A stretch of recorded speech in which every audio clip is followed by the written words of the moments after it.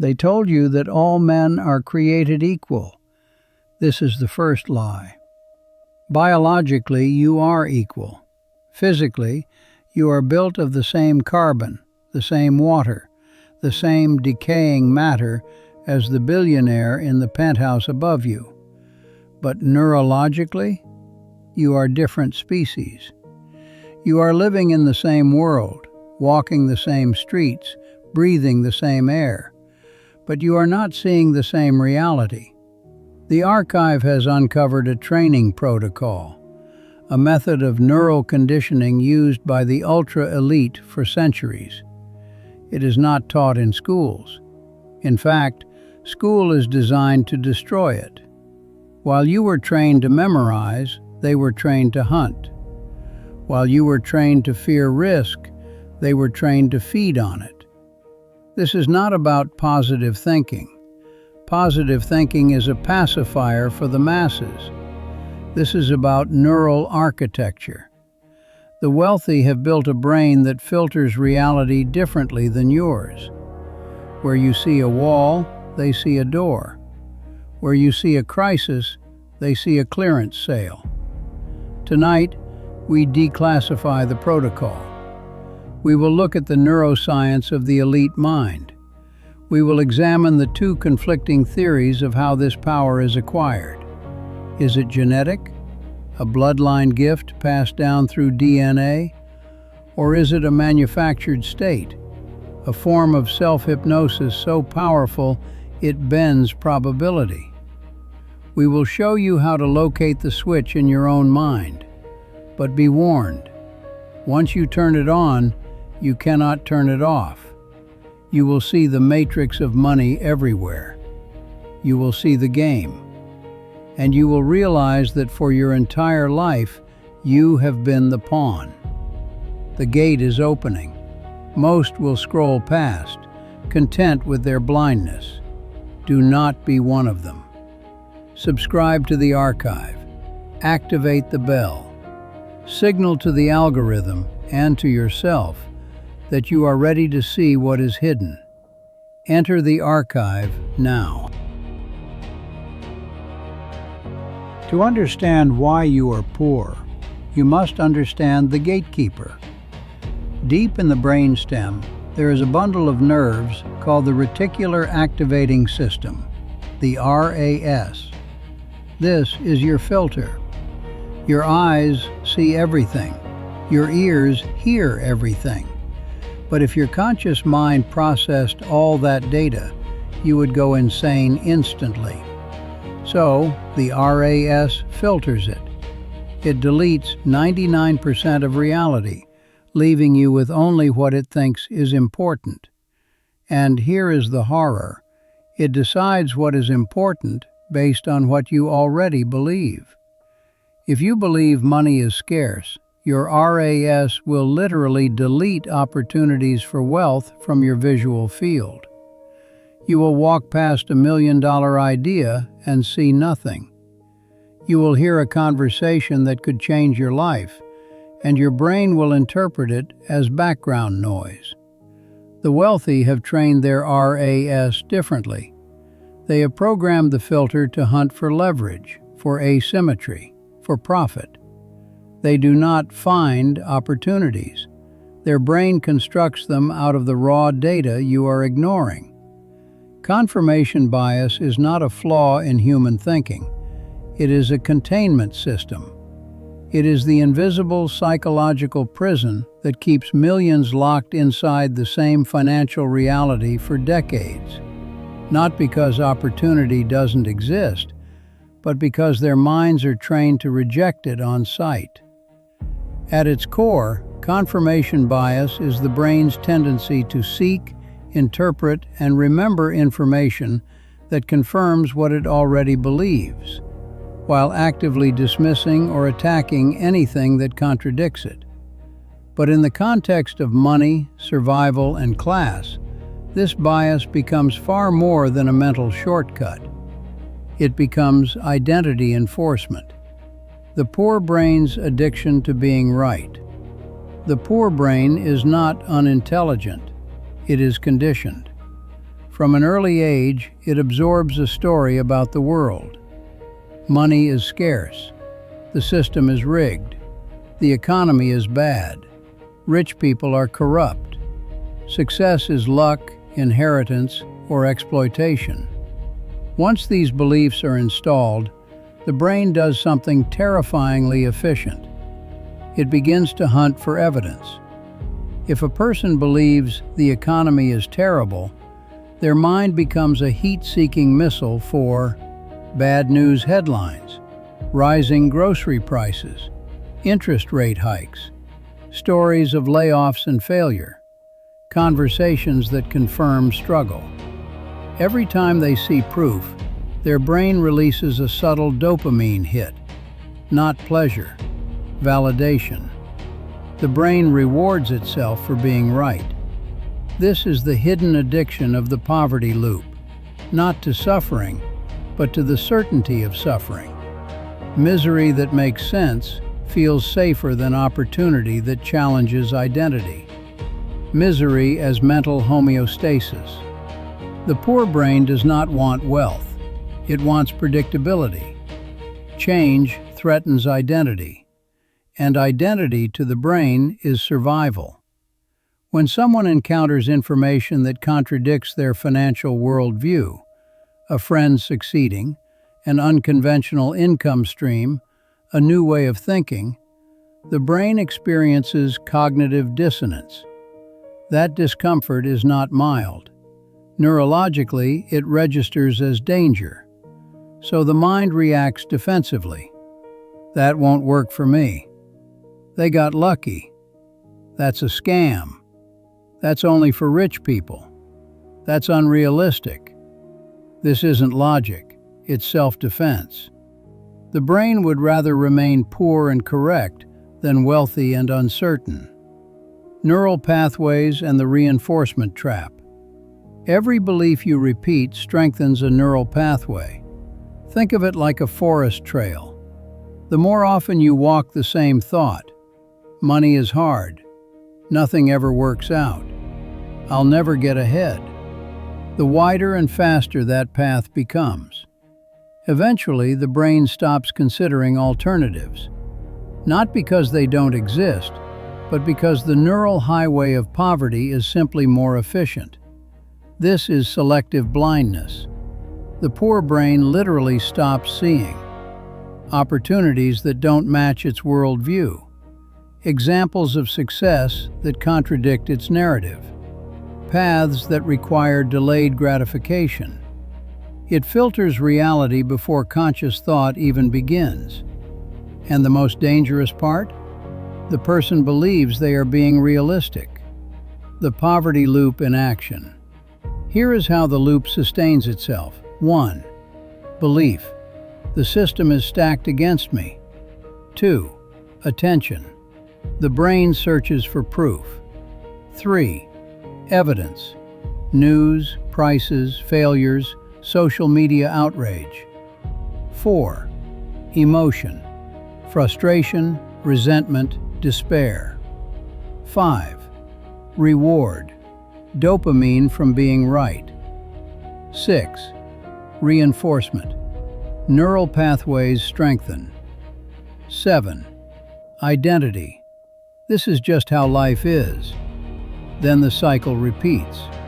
Over years, this loop becomes a cage that feels like common sense, and anyone who speaks differently is labeled naive, delusional, privileged, dangerous, because they threaten the prison's walls.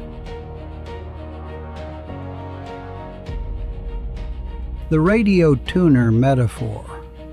Imagine reality as a vast radio spectrum. Every frequency is broadcasting something different: fear, opportunity, scarcity, abundance, consumption, creation, survival, ownership. The music of wealth is always playing, but the poor brain is tuned to static.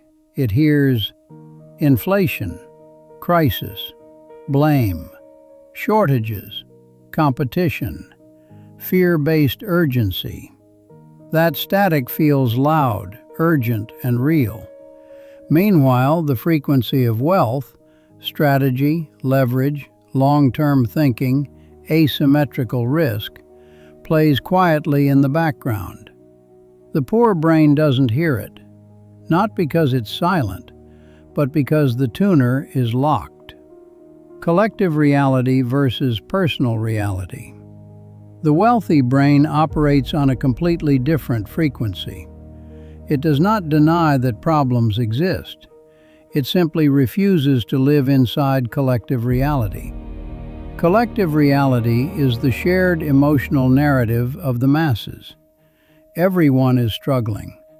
Now is a bad time. The economy is collapsing. This generation is doomed. The wealthy brain hears this and filters it out, not out of ignorance, but out of discipline. It focuses exclusively on personal reality. What can I control? What still works? Where is demand?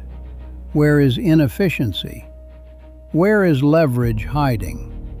While the poor brain consumes news, the wealthy brain studies systems. While the poor brain reacts emotionally, the wealthy brain responds strategically. While the poor brain seeks confirmation, the wealthy brain seeks edges. Why the wealthy brain ignores the crowd? The wealthy brain understands something the poor brain does not. If everyone agrees on something, it is already priced in. Mass panic creates opportunity. Mass pessimism creates leverage. Mass distraction creates openings. So the wealthy brain deliberately practices selective blindness, but in reverse. It ignores emotional headlines, moral outrage cycles, victim narratives, short-term fear, and trains itself to see long-term trends, undervalued assets, skill arbitrage, structural gaps. This isn't optimism, it's positioning, breaking the confirmation bias. Prison. Escaping this psychological prison does not start with money. It starts with withholding belief. The moment you stop feeding the brain the same narratives, the dopamine loop weakens. The moment you allow contradictory evidence to exist without rejecting it, the neural pathway begins to decay. The moment you feel cognitive dissonance and don't resolve it immediately, you create space for rewiring. This is uncomfortable. Your brain will resist. Your identity will protest. Your environment may attack you for changing. That resistance is the sound of the prison door opening. The final truth. Confirmation bias is not accidental. It evolved to keep humans alive in hostile environments. But in a modern economy, it keeps people financially immobile. The poor brain is loyal to survival. The wealthy brain is loyal to freedom. One seeks validation. The other seeks results. The music of wealth has always been playing. The question is not whether it exists. The question is whether you are willing to retune your mind and endure the silence between frequencies long enough to hear it. Because once you do, the static will never sound the same again. You are not seeing the world. You are seeing a reflection of your own programming. And the programming was written by people who need you to stay broken. The second difference is chemical. The poor are addicted to cheap dopamine, sugar, porn, social media, spending. These are high peaks, deep valleys. They create a brain that demands immediate reward. Wealth requires the opposite. Wealth requires the ability to endure silence, to endure labor without immediate pay, to endure the delayed return. The wealthy train their children to detach from the employee impulse. The employee impulse asks, if I work an hour, Do I get paid for an hour? The wealthy mind asks, if I work an hour, will this pay me for 10 years? This shift is painful. It requires rewiring the pleasure centers of the brain. You must learn to hate the paycheck, because the paycheck is the drug that keeps you docile. A paycheck is a bribe to forget your dreams. We need to calibrate your settings. Be honest. If you stopped working today, how long could you survive? A week? A month? This is your slavery index.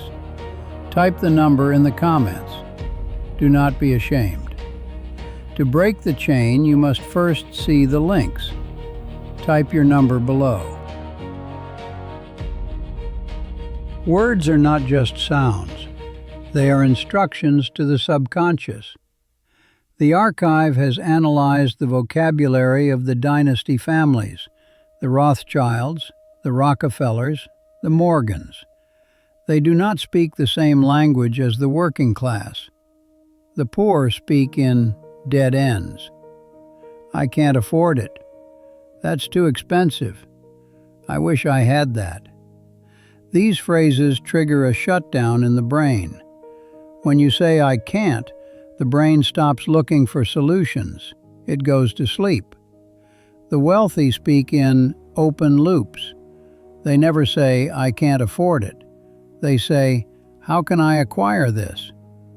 Who has the money? What value must I create to trade for this? This forces the brain to run a simulation. It engages the creative engine. Even if the answer doesn't come immediately, the subconscious keeps working on the problem while they sleep. This is the ancient definition of sorcery, causing change in conformity with will through the use of language. You are casting spells against yourself every time you speak of your limitations. The vocabulary of poverty. Poverty is not just a lack of money, it is a language system. Long before financial outcomes appear in bank accounts, they appear in vocabulary. The words people use, casually, unconsciously, reflexively, shape the boundaries of what their brain believes is possible. Words are not neutral, they are commands. Every repeated word strengthens a mental framework. Over time, these frameworks harden into identity. And identity dictates behavior long before logic ever gets a vote. This is why poverty persists even when opportunity increases. The cage is linguistic. Language as mental architecture. The human brain does not think in numbers. It thinks in symbols. Words compress complex meaning into fast emotional shortcuts. When certain words dominate a person's internal dialogue, they create invisible rules. What feels risky? What feels responsible? What feels allowed? What feels forbidden? The vocabulary of poverty is a collection of words that sound reasonable, even virtuous, but quietly sabotage leverage, growth, and long-term thinking. Each one acts as a poverty trigger, a verbal cue that collapses possibility and reinforces scarcity. 1. Expense versus investment. This is one of the most destructive word pairs in modern life. To the poor brain, money leaving their hands is automatically categorized as an expense, a loss, a reduction, a threat. An expense feels painful because it triggers survival circuitry. Less money equals less safety. Less safety equals danger. So the poor brain asks, how much does this cost me? And stops there. The wealthy brain uses a different word, investment. An investment is not money leaving, it is money changing form. Time, money, and energy are seen as seeds, skills that compound, systems that scale, assets that reproduce. The question shifts from how much does this cost to what does this return and over what time horizon? This single linguistic shift determines whether someone stays in consumption mode or steps into creation. One sees loss, the other sees leverage. 2. Deserve versus earn. Deserve is one of the most dangerous words in the poverty vocabulary. It sounds moral, it sounds fair, it sounds human, and it is completely irrelevant to reality. The poor brain often says, "I deserve more money. I deserve a better life. I deserve to be recognized." This creates the entitlement trap. The universe does not respond to fairness. Markets do not respond to effort. Reality does not reward suffering. It rewards value exchange. The wealthy brain almost never uses the word deserve. It uses earn. To earn is to negotiate with reality. What problem do I solve? Who pays for it? How often? At what scale? This is not cynical. It is accurate. Deserve is a moral argument. Earn is an economic one. One waits, the other moves. 3. Safe versus calculated. Safe feels responsible, it feels adult, it feels wise, and it guarantees stagnation. The poor brain is obsessed with safety. Safe jobs, safe income, safe choices, safe timelines. Safety prioritizes certainty over upside. But safety has a hidden cost. It caps growth. The wealthy brain does not seek safety. It seeks calculated risk. Calculated does not mean reckless. It means informed. A calculated decision asks, what is the downside? Can I survive it? What is the upside? Is it asymmetric? Wealth is not built by avoiding risk. It is built by containing it. Safety preserves the present. Calculated risk creates the future. 4. Budget versus allocation. To the poor brain, a budget is a restraint, a limit, a reminder of scarcity. Budgets focus on restriction. What can't I afford? What must I cut? What should I avoid? This keeps the mind in contraction mode. The wealthy brain uses the word allocation. Allocation implies control, strategy, intentional deployment of resources. Money is not being limited, it is being assigned a job. An allocation mindset asks, where does this produce the highest return? What deserves more fuel? What is underperforming? One manages lack, the other manages flow. 5. Time spent versus time invested. The poor brain trades time. The wealthy brain deploys it. Time spent implies loss, hours gone, life draining away. This is why the poor brain seeks immediate compensation, hourly wages, instant gratification, fast rewards. The wealthy brain speaks in terms of time invested. Invested time compounds. Learning curves, network effects, skill stacking, reputation building. Some investments pay nothing at first, then everything later. One chases relief, the other builds momentum. 6. Busy versus productive. Busy is a poverty word disguised as pride. The poor brain wears busyness as proof of effort. Long hours, constant motion, endless tasks. But busyness often masks low leverage. The wealthy brain avoids the word busy. It prefers productive. Productive means output over activity, results over motion, impact over exhaustion. Busyness keeps you tired. Productivity sets you free. 7. Hope versus plan. Hope is emotional. Plans are structural. The poor brain leans on hope. I hope things improve. I hope this works out. I hope I get a break. Hope feels comforting. It requires no strategy. The wealthy brain hopes privately, but plans aggressively. Plans. Reduce randomness. Increase optionality. Anticipate obstacles. Build redundancy. Hope waits.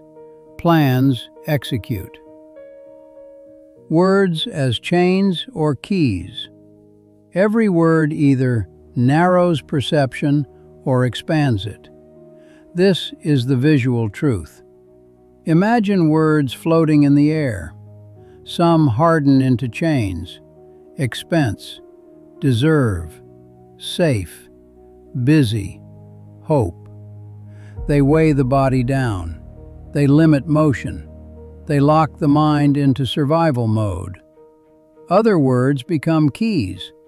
Investment, earn, calculated, productive, plan. They unlock systems.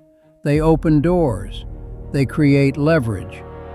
The words you repeat determine which objects you carry. The final shift. This is not about positive thinking. It is about precision. The wealthy brain speaks differently because it thinks differently. And it thinks differently because its language does not trap it in scarcity. Change the words and you disrupt the neural script. Disrupt the script and behavior changes. Change behavior long enough and outcomes follow. Poverty is maintained in silence. Inside the vocabulary people never question. Wealth begins the moment someone audits their language and realizes they've been speaking chains instead of keys. The conflicting theories. We have discussed the biology, but there is a deeper, darker theory held by the archive. What if the brain is just the receiver? Theory A, the materialist view. You are a biological machine. You train your brain like a muscle. You use discipline, habit, and neuroplasticity to force your way to wealth. This is the hustle culture lie. It works, but it is exhausting. It kills the soul to feed the wallet. Theory B, the resonance view. This is the forbidden knowledge. This theory suggests that money is not an object. It is a current, an energy field. The wealthy do not chase money. They become a container that resonates at the frequency of abundance. If you subconsciously hate the rich, if you believe money is evil, if you feel guilty for wanting more, you are creating a magnetic repulsion field. You could win the lottery tomorrow, and your subconscious would burn it all within a year just to get you back to your safe frequency of poverty. The wealthy train their brain to feel comfortable with massive resources. They do not feel guilt. They feel alignment. They believe that their wealth helps the world, even if they are ruthless in acquiring it. This lack of internal conflict is their superpower. You are poor because you are conflicted. Part of you wants money. Part of you judges it. The universe does not respond to mixed signals. Are you feeling the resistance? That is your old programming fighting for survival. It wants you to click away. It wants you to go back to the sleep of the poor. Do not let it win. Check your subscription. Ring the bell. Force your reality to align with this channel. We are the glitch in your system. The identity shift. How do you install this new operating system? You cannot just learn it, you must become it. The wealthy practice something called identity shifting. They do not wait until they are rich to act rich. They adopt the identity first. This is not fake it till you make it. That is for fraudsters. This is be it until you see it. Your bank account is a lagging indicator of your identity. If you see yourself as a struggling artist, the world will give you struggle. If you see yourself as a sovereign architect of value, the world will give you resources to build. You must kill the old version of yourself, the version of you that complains, the version that seeks comfort, the version that waits for permission. You must hold a funeral for that person. The envy trap. Envy is one of the most misunderstood emotions in human psychology. It is labeled as immoral, small, toxic, something to suppress, deny, or disguise. But envy is not a character flaw. It is information. In the context of money, status, and freedom, envy is a diagnostic signal, a biological notification that your mind has detected a future it does not yet inhabit. What you do with that signal determines whether envy becomes fuel or poison. Envy as a glimpse of a possible self. You cannot envy what you cannot imagine yourself becoming. This is the first truth. No one envies the wings of birds or the wealth of fictional dragons. Envy only activates when the brain recognizes something as humanly attainable. So when you feel envy towards someone's income, lifestyle, autonomy, or influence, you are not reacting to them. You are reacting to your own unrealized potential. The emotion is triggered at the moment your subconscious whispers, "That could have been me." Your ego hears this and panics.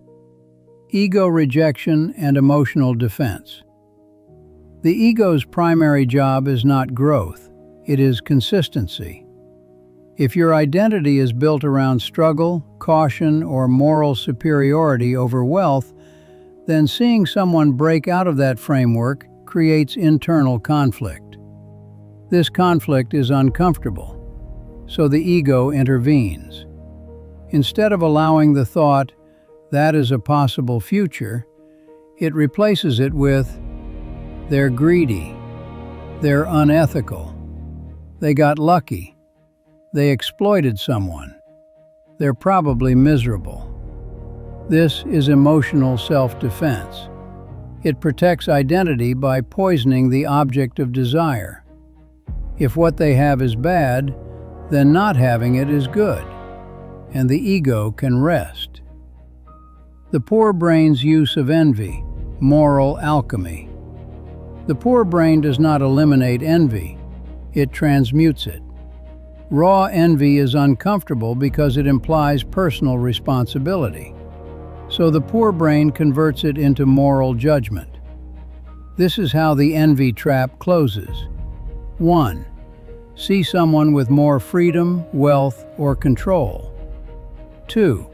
Feel the sting of envy. 3. Experience ego threat. 4. Reframe the target as corrupt or undeserving. 5. Restore moral superiority. 6. Exit without growth. This is why wealth is often framed as unfair, exploitative, soulless, inherently immoral. Not because it is, but because this framing neutralizes the emotional call to change. Envy becomes a sedative instead of a signal. The wealthy brain's relationship with envy. The wealthy brain treats envy very differently. It does not suppress it. It does not moralize it. It interrogates it. When a wealthy-minded person feels envy, they ask, What exactly do I want here? Is it the money, the time, the autonomy, or the respect? What system produced this outcome? What skill, leverage, or positioning is involved? Then comes the critical reframe. I want that. Therefore, it exists. Therefore, it is achievable. This is not delusion. It is pattern recognition. The wealthy brain assumes that if someone has achieved a result within the same reality, then the result is reproducible, not identically, but structurally. Envy becomes a compass.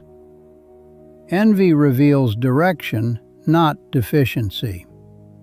Most people misinterpret envy as a signal of inadequacy. It is not. It is a signal of directional desire.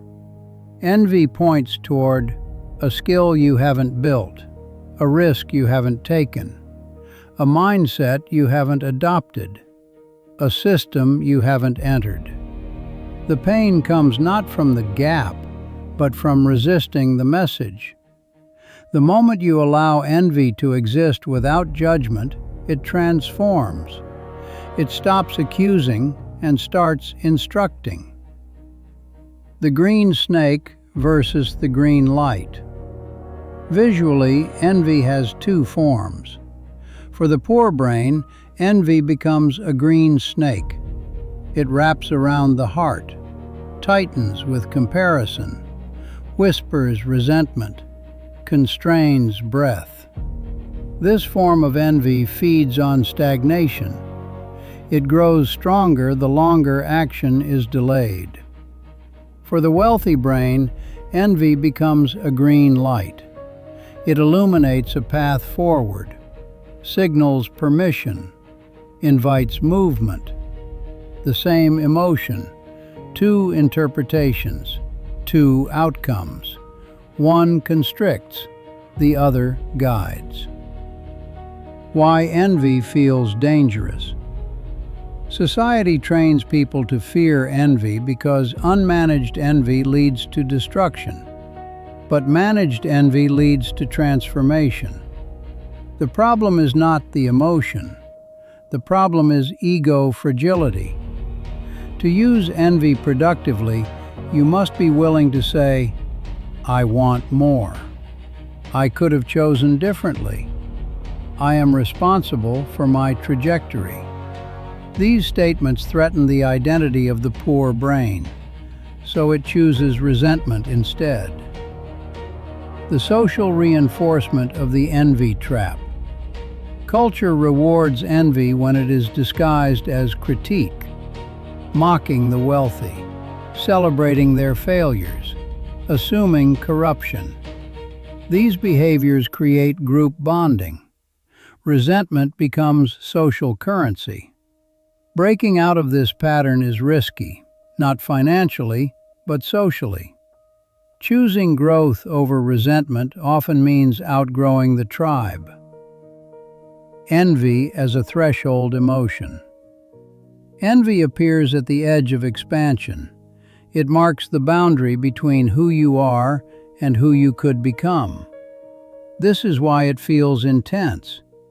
This is why it feels personal. This is why it feels shameful. It is not asking to be indulged. It is asking to be decoded. The final reframe. Envy is not telling you to hate others.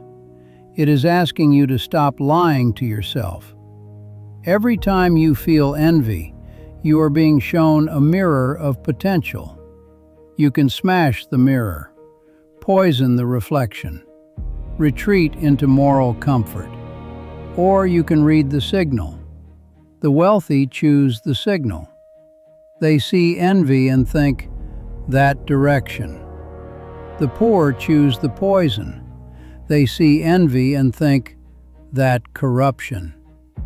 Same emotion, different interpretation, different life. And the moment you stop fearing envy, the moment you stop moralizing it, it transforms from a snake around the heart into a light on the road ahead.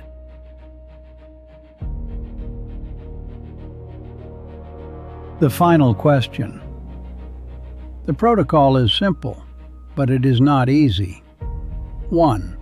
Reprogram the reticular activating system to see opportunity. 2. Detox from cheap dopamine to endure the delay. 3. Change your language from dead ends to open loops. 4. Resolve the internal conflict between your morality and your ambition.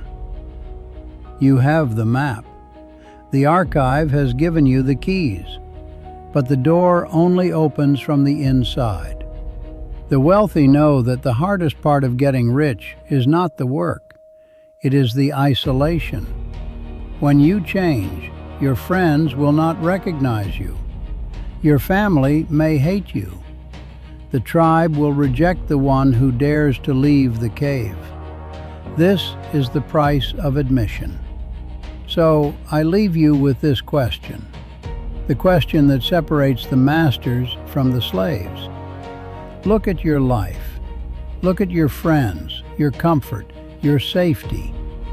If you had to burn your current life to the ground, lose every friend, every comfort, every illusion of safety in exchange for total financial freedom, would you light the match? Type "I would" or "I would not" in the comments. Your answer is a contract with your future.